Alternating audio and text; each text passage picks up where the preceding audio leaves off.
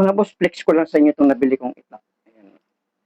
Nabili ko sa TikTok na halagang 550 with kaluban.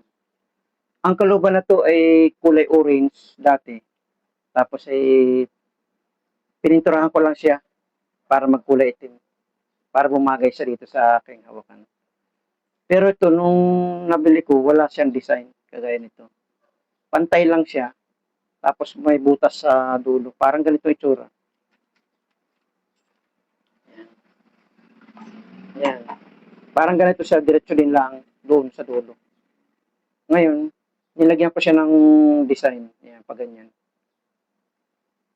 Tapos ito, yung original nito, kapag ka sinuot mo itong itak, nahuhulog siya kaagad. Ito, hindi na. Yan. Kasi ang ginawa ko sa kanya, nirehit ko siya, nirehit ko, tapos inipit ko sa gato para lumubog ng kaunti, para magkaroon ng hapit. Para humapit siya. Para kahit mabitawan mo siya, hindi malalaglag. Ayan. Tapos, nilagyan ko rin siya dito ng takam. Ayan. Ang original kasi nito, pantay lang. Pantay lang siya, walang takam na ganito.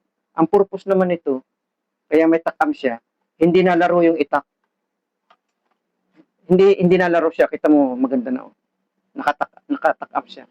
Kasi nalaro siya eh. Nung binili ko siya, gaganon-ganon siya. Oh. Gaganon-ganon siya. Oh.